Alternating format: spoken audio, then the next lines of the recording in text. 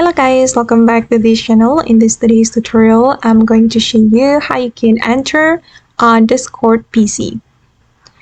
Okay, let's get into it guys. First of all, I'm going to open up my Discord PC application and I'm just going to open up one of my chat here. Okay, and I'm going to show you guys how we can enter or how we can move to the next line on Discord PC. So you're going to press shift and also enter key at the same time like this. Okay, let me type in something. Enter new line, and I'm going to move to the next line. So we can press shift and also enter. Okay.